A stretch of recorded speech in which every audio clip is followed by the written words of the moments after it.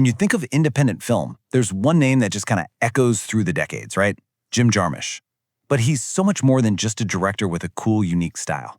His entire career is basically a masterclass, a blueprint for how to create art that's completely, unapologetically yours. And maybe even more important, how to protect it.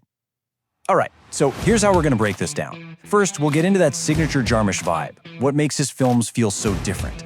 Then we're gonna peel back those layers and find the real substance behind all that style.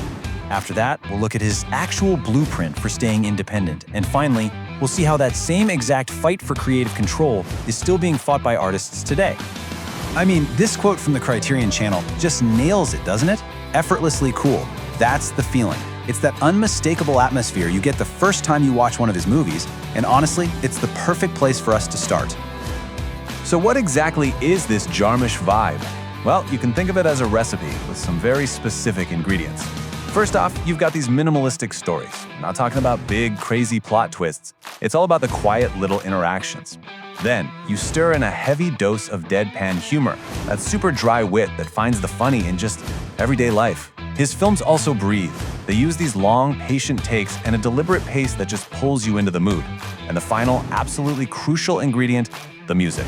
I mean, from Tom Waits to Neil Young, the soundtrack is never just in the background. It's a main character, really driving the whole story forward. Okay, but here's where we start to peel back the layers. Because that style, as cool as it is, isn't just for show. It all builds into something with real, deep meaning. The cool factor, that's just the way in. And this right here shows a fundamental choice he makes. Jarmusch actively says no thank you to the complicated A leads to B leads to C drama that powers basically every Hollywood movie.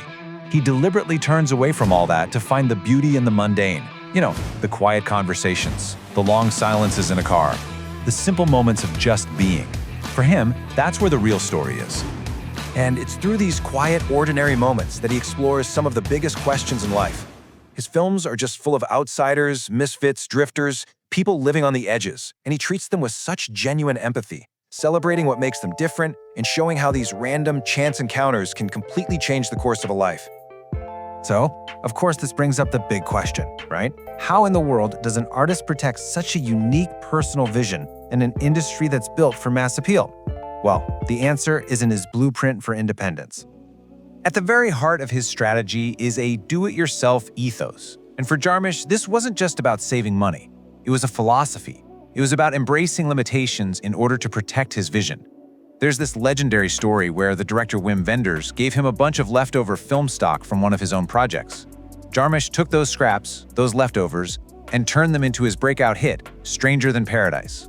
And this is the key. Jarmusch understood something so fundamental. True creative freedom comes from ownership. By holding on to the actual negatives of his films, which, by the way, was almost unheard of for a director, he held all the cards. He had the ultimate power over his own work.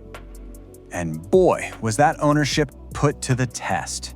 When Miramax bought his film Dead Man, the infamous Harvey Weinstein, who they called Harvey Scissorhands because he was famous for chopping up films, demanded a bunch of changes. But because Jarmusch physically owned the negative, he could just look one of the most powerful producers in Hollywood in the eye and say, no, just like that. You know, hearing that story, fighting a studio head over a physical strip of film, it feels like a battle from a completely different era, doesn't it? But is the core of that fight really a thing of the past? I'd argue it's not. In fact, that exact same battle for ownership is being fought right now as we speak. The battlefield has just changed from a film vault to the internet. The tools are different, but the fight is identical. It's this incredible parallel. On one side, you have Jarmusch in 1995 fighting the control of physical object, his film negative. On the other side, you have a modern photographer, Richie Roche, in a constant, grinding war against the theft of his digital work online. And Roche just lays it out, plain and simple. If you use my work without my permission, it's theft. And the scale of this problem is just mind-boggling. In just one instance, his photography app was hacked and cloned, which led to what he thinks was about 1,750 separate copyright violations from one single act. Now, to really wrap your head around how unique the work being stolen is, just look at this number. That's the number of possible setting combinations, or recipes, as Roche calls them, on just one camera model. The chances of two people creating the exact same recipe by accident is about 1 in 4 billion. Yet Roche has seen his custom recipes, his unique artistic creations, plagiarized over and over again. It is mathematically impossible for that to be a coincidence. And that just hammers the point home. It doesn't matter if it's a film negative from 1995 or a digital file today. The fundamental struggle for ownership, for the right to your own creative voice, it's absolutely timeless. So what's the big takeaway from Jarmusch's incredible, uncompromising career? Why does his whole way of doing things matter now more than ever? Director Spike Lee really said it best. When Stranger Than Paradise came out, it was like a shockwave for a whole generation of young filmmakers. It was proof. It proved you didn't need a giant studio, you didn't need Hollywood's permission to make something powerful, something that would actually last. Jarmusch himself has the perfect term for his work. He calls them handmade films. And isn't that a great description?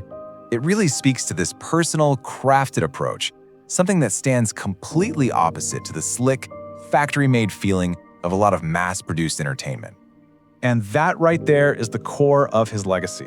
That fight to protect your artistic integrity, or as one modern creator put it, to keep your brand from losing its soul. That's the central idea of the entire Jarmusch ethos. Which kind of leaves us with one final big question to think about. In our world today, with these endless streams of content and AI creating images in seconds, is the simple act of making something personal, something truly handmade, the ultimate act of artistic rebellion. Jim Jarmusch's entire career seems to suggest that staying true to your own uncompromising vision isn't just a style, it's a statement.